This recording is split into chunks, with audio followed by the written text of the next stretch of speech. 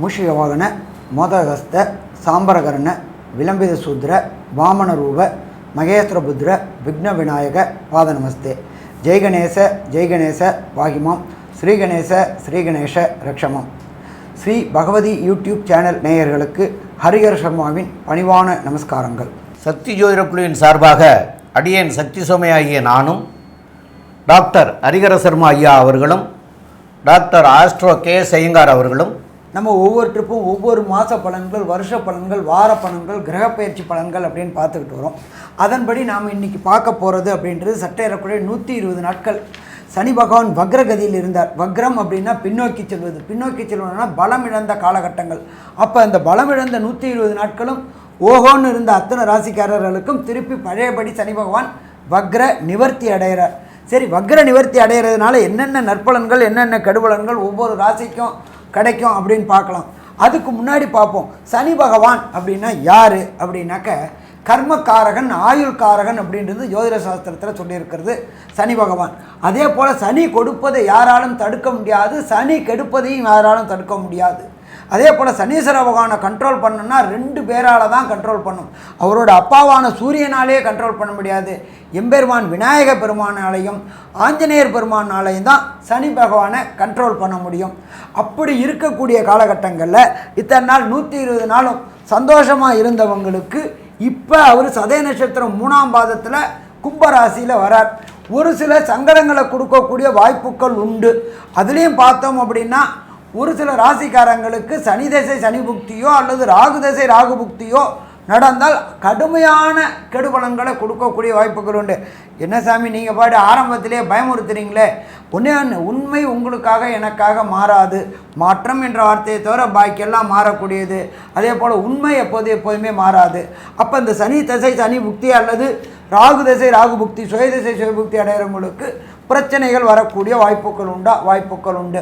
அதுக்கு அடுத்தது பார்த்தோம் அப்படின்னா இவர் எப்போ மாறுறாரு அப்படின்னு பார்த்தாக்க நிகழும் மங்களகரமான குரோதி வருஷம் ஐப்பசி மாதம் 18ஆம் தேதி தமிழ் தேதிக்கு, ஆங்கில தேதிக்கு 4/11/2024 திங்கட்கிழமை சனி பகவான் வக்ர நிவர்த்தி அடைகிறார்.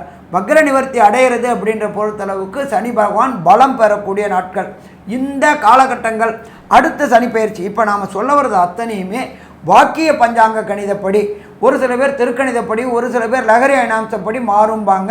பட் நம்மளுடைய வாக்கிய பஞ்சாங்கம் அப்படின்றத பொறுத்தளவுக்கு ட்ரெடிஷ்னல் கோயில்கள் ஆலயங்களில் பின்பற்றக்கூடியது வாக்கிய பஞ்சாங்கம். நாம் எல்லாருமே சொல்கிறது எல்லாமே வாக்கிய பஞ்சாங்கப்படி தான் ஒன்று சொல்லிக்கிட்டு வந்துட்டுருக்குறோம். அப்போ இந்த வாக்கிய பஞ்சாங்கப்படி இந்த சனி பயிற்சி அடுத்த 26/3/2026 வரலும் இருக்குது.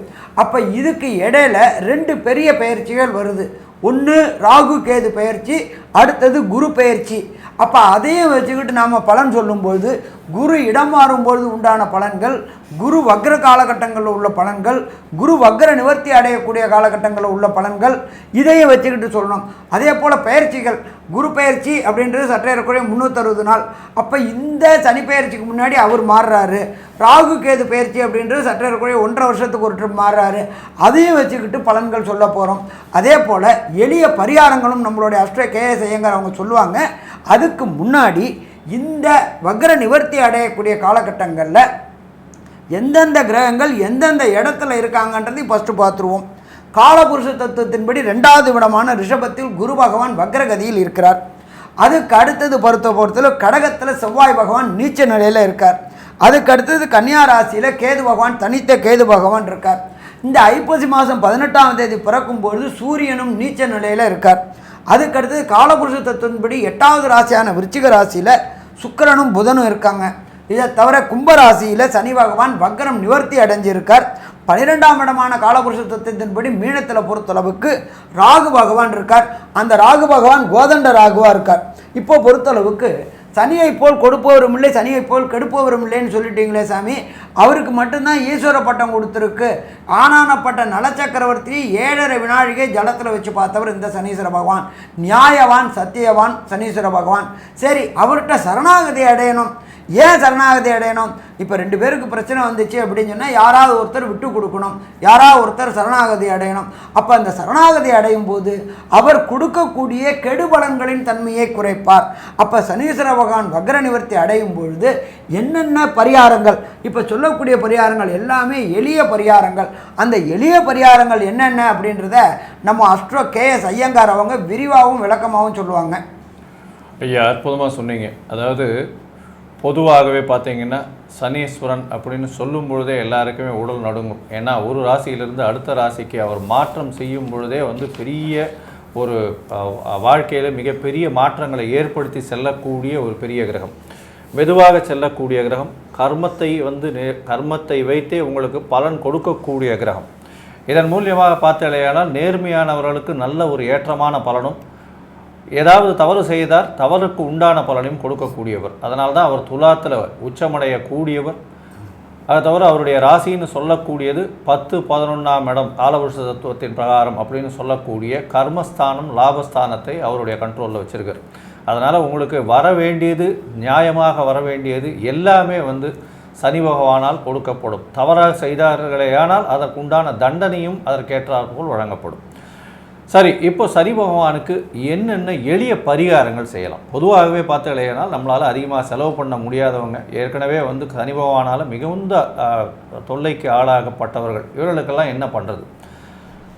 அருகில் இருக்கக்கூடிய கோவிலுக்கு போகலாம். கோவிலில் போயிட்டு நவகிரக சன்னதியில் உங்களால் முடிஞ்சதுன்னா அந்த எள்ளு விளக்கு வாங்கி நவகிரக சன்னதியில் விளக்கு ஏற்றுறது, வாரத்துக்கு ஒரு தரம் சனிக்கிழமை அன்னைக்கு போயிட்டு வர்றதும், சனிக்கிழமை அதிகாலை முதல் ஹோரையான சனி ஹோரையில் வந்து சனி பகவானுக்கு உண்டான இந்த காயத்ரி மந்திரத்தை சொல்கிறதும் பெரிய ஏற்றத்தை கொடுக்கும். சரி, கோவிலுக்கு போயிட்டு வந்துட்டு அது மாதிரி பண்ண முடியாதவாளுக்கு வீட்டிலேருந்தே பண்ணக்கூடியது வந்து சனி காயத்ரி மந்திரம்னு சொல்லக்கூடியது. சனி காயத்ரி மந்திரம் என்ன அப்படின்றத நான் சொல்கிறேன், கொஞ்சம் பார்த்துக்கோங்க. ஓம் காகத்வஜாய வித்மஹே கட்கஹஸ்தாய தீமஹி தன்னோ சனி பிரசோதயாத்து அப்படின்றது வந்து சனி பகவானுக்கு உண்டான காயத்ரி மந்திரமாக சொல்லப்படுகிறது. இது சொல்ல முடியல, இது வந்து ஒரு நாளைக்கு 8 தரமாவது சொல்கிறது, வீட்டில் இருந்தே வந்து உபாசனம் செய்கிறதன் மூலியமாக சனி பகவானுக்கு உண்டான எந்தவித பிரச்சனைகளாக இருந்தாலும் அது வந்து நிச்சயமாக கம்மியாகக்கூடிய வாய்ப்புகள் மிகவும் அதிகம். சரி, இன்னொரு மந்திரம் இருக்குது. ஓம் சனேஸ்வராய வித்மஹே சாயாபுத்ராய தீமஹி தன்னோ சனி பிரசோதயாத்து அப்படின்ற மந்திரத்தையும் ஒரு நாளைக்கு 8 முறை சொல்கிறதன் மூலியமாக சனி பகவானுக்கு செய்யக்கூடிய எளிய பிரீத்தியாக சொல்லக்கூடியது. இன்னும் ஒன்று வந்து நீலாஞ்சன சமாபாசாம் ரவிபுத்திரம் யமாகிரஜம் சாயா மார்த்தாண்ட சம்பூதம் தம் நமாமி சனேஸ்வரம். இந்த 3 காயத்ரி மந்திரத்திலையும், அதாவது இது கடைசியாக சொன்னது ஒரு ஸ்லோகம், முதல் 2ம் வந்து காயத்ரி மந்திரம், அதாவது சனீஸ்வர காயத்ரி மந்திரம். இந்த சனீஸ்வர மந்திரத்தில் சொல்கிறது மூலியமாக ஒரு நாளைக்கு 8 தரம் சொல்கிறதன் மூலியமாக உங்களுக்கு கண்டிப்பாக வரக்கூடிய பிரச்சனையும் வந்த பிரச்சனைகளும் கண்டிப்பாக இந்த சனி பகவானின் மாற்றத்தால் ஏற்படக்கூடிய பிரச்சனைகளிலிருந்து விடுபட்டு செல்லக்கூடிய வாய்ப்புகள் உண்டு. சரி, இதை தவிர என்ன செய்யலாம் அப்படின்னு பார்த்தாலேனா, கோவிலில் இருக்கக்கூடிய அதாவது பிராமணர்களுக்கோ அந்தணர்களுக்கோ உங்களால் முடிஞ்ச வஸ்திர தானம், அதுவும் என்ன வஸ்திரம் கொடுக்கணும்னா வெள்ளை கலர் வஸ்திரம், வேஷ்டி, உத்திரியம், அதாவது 9/5 வேஷ்டியோ 10/6 வேஷ்டியோ இது வாங்கி அவங்களுக்கு சனிக்கிழமை அன்றைக்கி தானமாக கொடுக்கறது. அது தவிர முடிஞ்சது ஆனால் ஒரு புது பாத்திரத்தில் அந்த பாத்திரம் முழுக்க வந்து நல்லெண்ணெய், செக்கில் போட்ட நல்லெண்ணெயை வாங்கி தானமாக சனிக்கிழமை கொடுக்கறது. அது தவிர வந்து காக்கைக்கு சாதம் வச்சுட்டு அதுக்கப்புறம் நீங்கள் சாப்பிட்றது, அதாவது கார்த்தால எழுந்து குளிச்சுட்டு இதெல்லாம் சாமிக்கு பண்ணும்போது சாமிக்கு இதுவெல்லாம் வச்சுட்டு அதுக்கப்புறம் முதல்ல வந்து காக்கைக்கு சாதத்தை வச்சுட்டு அதுக்கு பிறகு நீங்கள் வந்து சாப்பிட போடுறது.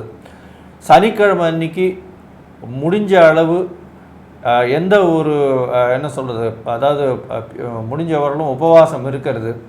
சனி பிரதோஷ காலம் வந்ததுன்னா சனி பகவானை தரிசிக்கிறதும் சிவன் கோயிலுக்கு போயிட்டு வர்றதும் பெரிய ஏற்றம்.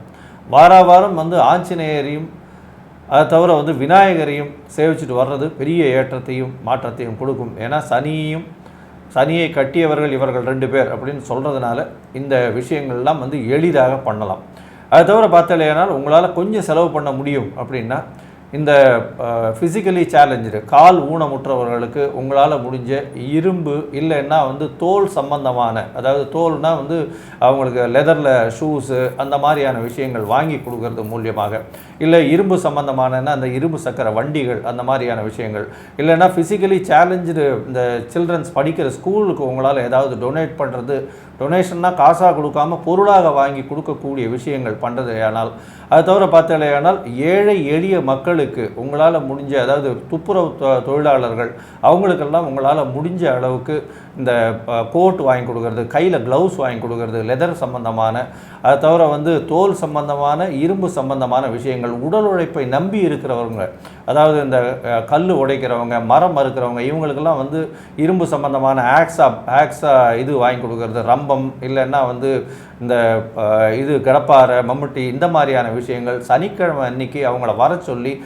பொருளை தானமாக கொடுக்கணும். காசு தானமாக கொடுக்கக்கூடாது, பொருளை மட்டும் தானமாக கொடுக்கறதன் மூலியமாக உங்களுக்கு வரக்கூடிய எல்லா விதமான சனீஸ்வர பகவானின் பிரச்சனைகளிலிருந்து நிச்சயமான விடுதலை கிடைக்கக்கூடும் அப்படின்றத சொல்கிறோம். இப்போது மேஷம் முதல் மீனம் வரை ஒரு ராசியாக இந்த சனி வக்ர நிவர்த்தி பயிற்சி எப்படி இருக்குது அப்படின்றத பார்ப்போம். பார்த்துட்டு அதுலேயும் ஒரு ராசிக்கும் எந்தெந்த கோவில்களுக்கு போனால் உங்களுக்கு ஒரு பெரிய ஏற்றம் கிடைக்கும் அப்படின்றத இப்போ ஒன்றா பார்க்கலாம். அன்பான மிதுன ராசி அன்பர்களே, உங்களுக்கு சனி வக்ர நிவர்த்தி என்ன நல்லது பண்ணுது, என்ன கெட்டது பண்ணுது?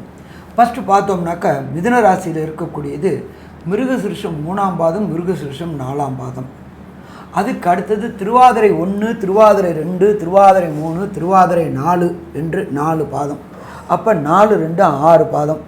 அதுக்கு அடுத்தது குருவோடைய நட்சத்திரமான புனர்பூசம் 1, புனர்பூசம் 2, புனர்பூசம் 3. இந்த நட்சத்திர பாதங்கள் கொண்ட மிதுன ராசி என்பர்கள் எப்பொழுதுமே பார்த்தோம்னாக்க மிதுனம் அப்படின்றது அதிபதி புதன். புதனுடைய ராசிக்கு எப்பொழுதுமே சனி பகவான் யோகர். எப்படி ரிஷபராசியான சுக்கிரனுக்கு எப்படி சனி பகவான் யோகரோ அதே போல் புதனுக்கும் நட்பு. அப்போ நல்ல ராசி மிதுன ராசி. அந்த ராசிக்கு சனி பகவான் இருக்கிற இடம் 9ல் சனி பகவான் ஆட்சி பெற்று சதய நட்சத்திரத்தை வாங்கியிருக்கிறார். அப்போ இது சிறப்பாக இருக்குமா? கண்டிப்பாக சிறப்பாக இருக்கும்.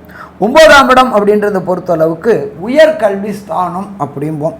உயர்கல்வி படிக்கக்கூடிய மிதுன ராசி என்பர்கள், உயர்கல்வி அப்படின்னா என்ன அப்படின்னாக்க ஐஐடி, ஜேஇஇ, நீட்டு, ஐபிஎஸ்ஸு, ஐஎஃப்எஸ்ஸு இதே மாதிரி பிஹெச்டி படிக்கக்கூடிய மிதுன ராசி என்பர்களுக்கு 9ஆம் இடத்தில் இத்தனை நாள் பலமிழந்த சனி பகவான், வக்ரமான சனி பகவான் பலம் பெறக்கூடிய நாட்களில் நல்லது நடக்குமா? நல்லது நடக்கும்.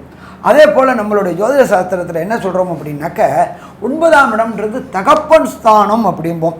தகப்பன் கிரகமானவர் நீச்சம் அடைஞ்சிருக்கார் எப்போ? சனி வக்ர நிவர்த்தி அடையும் பொழுது. அப்போ தகப்பனுடைய உடல் நலத்தில் கொஞ்சம் கேர்ஃபுல்லாக இருக்கணும். அதை தவிர சனி பகவானுக்கு விசேஷ பார்வைகள் உண்டு. விசேஷ பார்வைகள் மற்ற எல்லா கிரகங்களோடையும் சனி பகவானுக்கு விசேஷ பார்வை உண்டு. அவருடைய விசேஷ பார்வை 3ஆம் பார்வை. அதுக்கு அடுத்தது எல்லா கிரகங்களுக்கும் உண்டான 7ஆம் பார்வை. அதற்கு அடுத்தது விசேஷமான 10ஆம் பார்வை. அப்போ இந்த 3ஆம் பார்வையாக அவர் எந்த இடத்த பார்க்குறார் அப்படின்னா ராசிக்கு 11ஆம் இடத்தை பார்க்குறார். 11ஆம் இடம் அப்படின்றது லாபஸ்தானம். அந்த லாபஸ்தானத்திற்கு உண்டான செவ்வாய் உங்களுக்கு ராசியில் 2ல் சனி வக்ர நிவர்த்தி அடையக்கூடிய இடத்துல நீச்சம் அடைஞ்சிருக்கிறார். அப்போ பெருமளவு லாபம் எதிர்பார்க்கக்கூடிய மிதுனராசி என்பவர்களுக்கு சற்று குறைவான லாபம் கிடைக்கக்கூடிய வாய்ப்புகள் உண்டு. எப்பொழுதுமே குரு பார்த்த இடம் கோடி நன்மை அப்படிம்போம். அதே போல் சனி பார்த்த இடம் பாழ் அப்படின்றது ஜோதிட சாஸ்திரம்.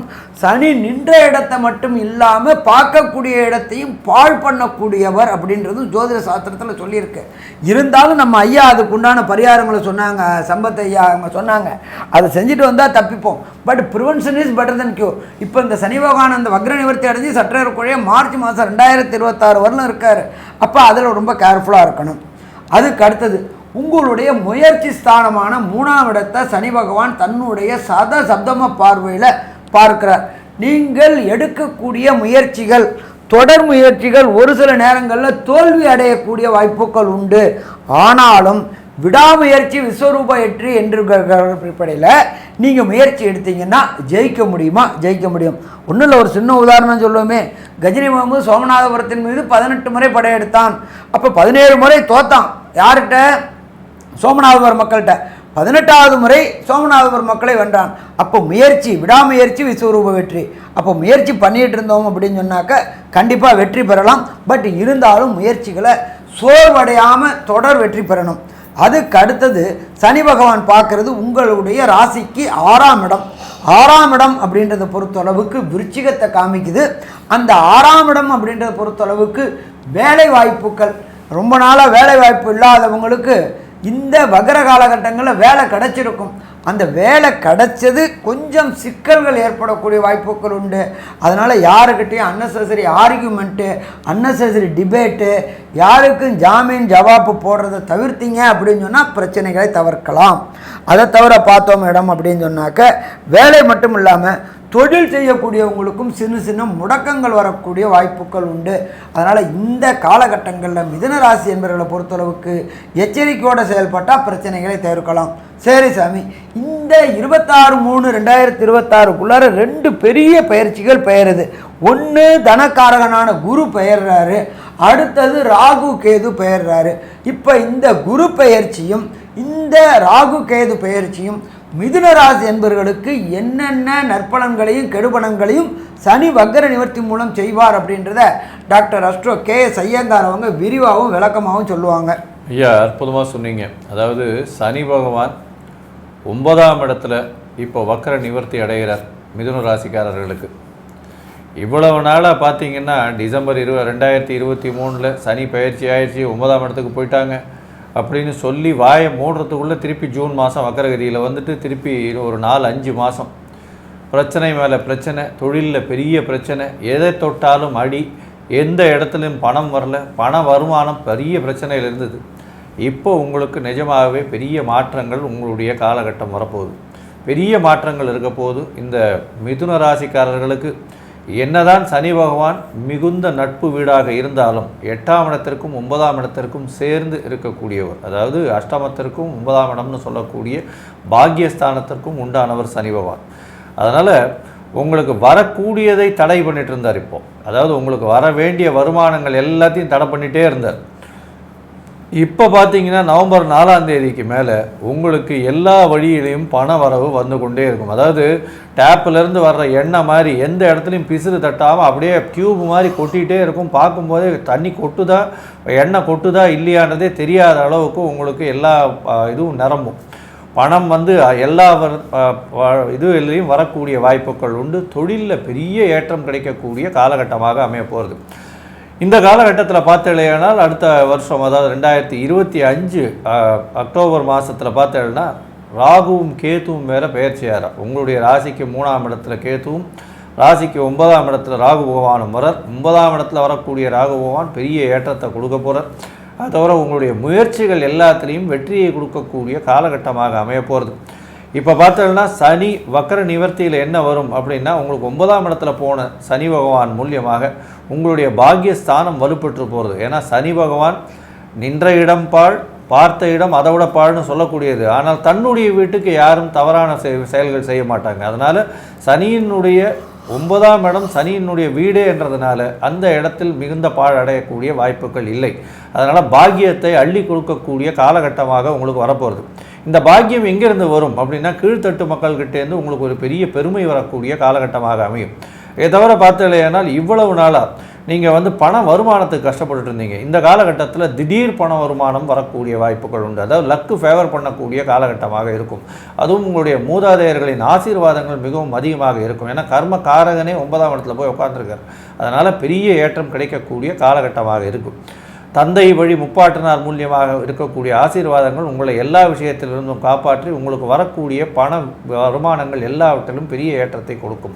வெளிநாடு போய் படிக்கணும்னு நினைக்கிறவாளுக்கு பெரிய ஏற்றம் கிடைக்கக்கூடிய காலகட்டமாக அமைய போகிறது. இந்த ராகு கேது பயிற்சிக்கு அப்புறம் பார்த்தீங்கன்னா வெளிநாட்டுக்கு போய் கண்டிப்பாக நீங்கள் வெளிநாட்டில் போய் படிக்கிறதும் உங்களுடைய அதாவது 9ஆம் இடம் வலுத்து போகிறதுனால மேல் படிப்பு, அதாவது போஸ்ட் கிராஜுவேஷன், MBA, அது தவிர இது MS, இந்த மாதிரியான விஷயங்கள் படிக்கிறதுக்கு நீங்கள் நினச்ச யூனிவர்சிட்டியில் உங்களுக்கு என்ட்ரன்ஸ் கிடைக்கக்கூடிய என்ட்ரி கிடைக்கக்கூடிய வாய்ப்புகள் நிச்சயமாக உண்டு. அதற்குண்டான பண வரவு எல்லாமே வந்துடும், உங்களுக்கு கவலைப்பட தேவையில்லை.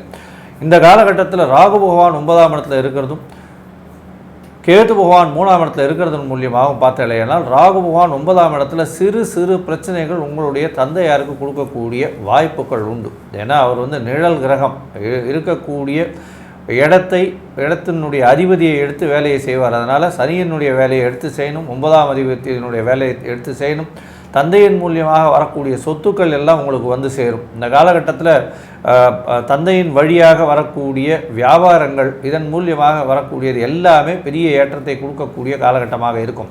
இந்த மிதுன ராசிக்காரர்கள் ரொம்ப நாளாக வெயிட் பண்ணிட்டு இருந்த வியாபாரத்தில் பெரிய பலிதம் இந்த காலகட்டத்தில் ஆக போகிறது. இதை தவிர பார்த்தலையானால் தொழிலில் பெரிய மாற்றம், புதிய வேலை மாற்றம், வேலையில் பெரிய ஏற்றம், வேலை மூலியமாக அதீதமான பணவரவு, இதெல்லாம் வரக்கூடிய காலகட்டமாக அமையிறது. குருவினுடைய மாற்றம் பார்த்தோன்னா 2025 மே மாதத்தில் உங்களுடைய ராசியிலே வந்து குரு பகவான் உட்கார்றதுனால தனித்த குரு, தனித்த அந்தணன்னு சொல்லக்கூடிய ராசியிலே உட்கார்றது மென்டல் ஸ்ட்ரெஸ்ஸு கொஞ்சம் அதிகமாக இருக்கும். இதன் மூலியமாக பார்த்தலையானால் வேலைகள் கொஞ்சம் பலு அதிகமாக இருக்கக்கூடிய காலகட்டம். சனி பகவான் 9ஆம் இடத்துலேருந்து உங்களுடைய ராசிக்கு 11ஆம் இடத்தை பார்க்குறது பெரிய விசேஷம். இதன் மூலியமாக எல்லா தொழில்கள்லேயும் உங்களுக்கு ஒரு பெரிய வெற்றி கிடைக்கும்.